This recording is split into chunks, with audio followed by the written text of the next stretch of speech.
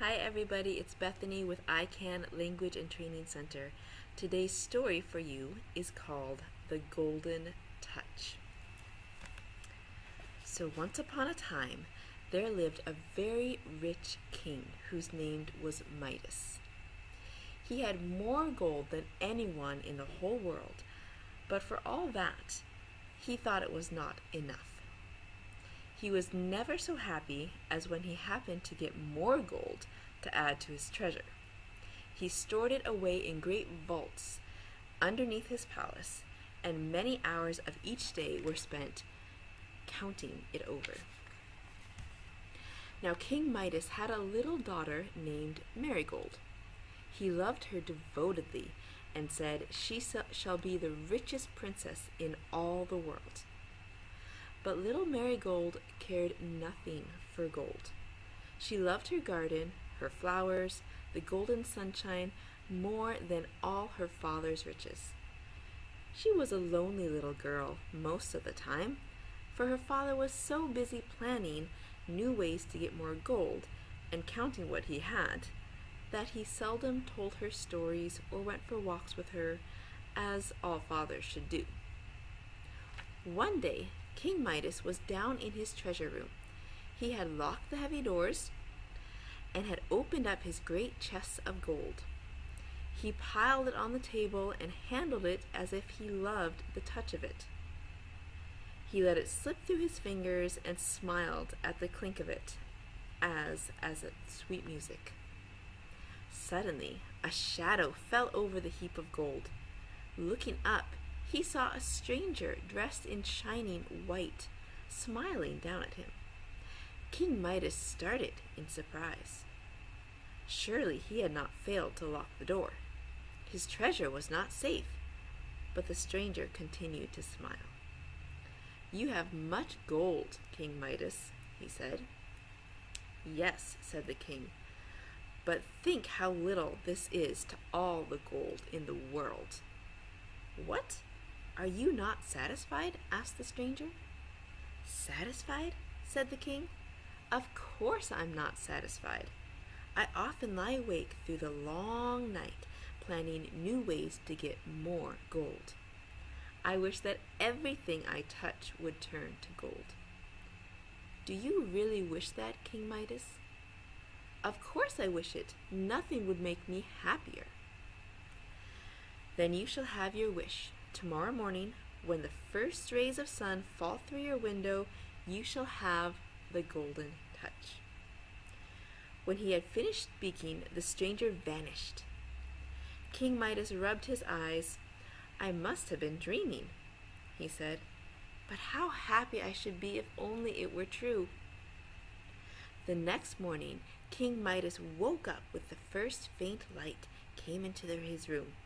He put out his hand and touched the covers of his bed. Nothing happened. "I knew it would not come true," he sighed. Just at that moment, the first rays of sun came through the window. The covers on which King Midas's hand lay became pure gold. "It's true, it's true," he cried joyfully. He sprang out of bed and ran around the room, touching everything. His pajamas, his slippers, the furniture, all became gold. He looked out of the window to Marigold's garden. "I'll give her a nice surprise," he said. He went down to the garden, touching all of Marigold's flowers and changing them to gold.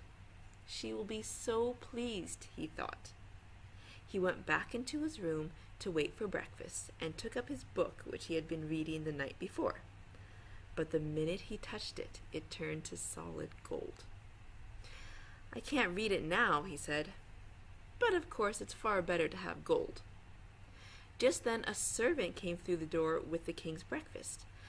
"How good it looks," he said. "I'll have that ripe red peach first of all." He took the peach in his hand, but before he could taste it, it became a lump of gold. King Midas put it back on the plate. "It's very beautiful, but I can't eat it," he said. He took a roll from the plate, but that too became gold. He took a glass of water in his hand, but that too became gold. "What shall I do?" he cried. "I am hungry and thirsty, and I can't eat or drink." At that moment, the doors opened, and in came Marigold. She was crying because in her hand was one of her roses. "What's the matter, little daughter?" said the king.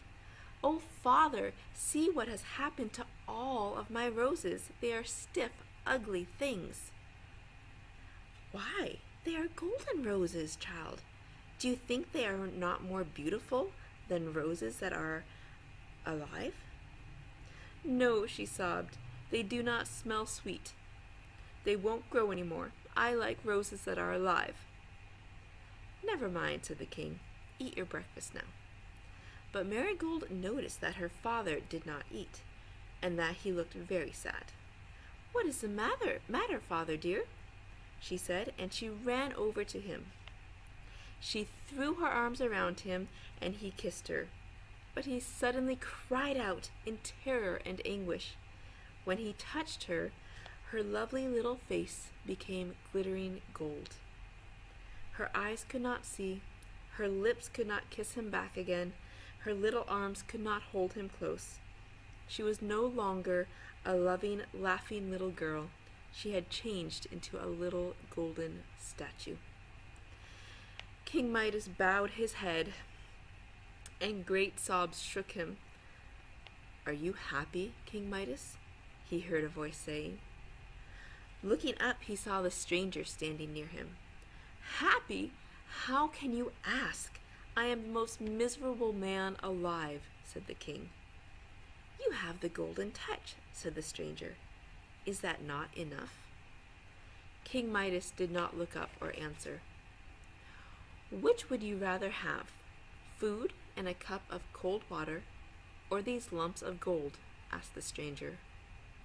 King Midas could not answer.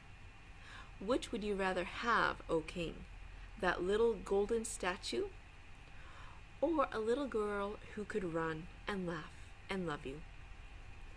"Oh, give me back my little Marigold, and I will give up all the gold I have," cried the king. "I've lost all that was worth having." "You are wiser than you were, King Midas," said the stranger.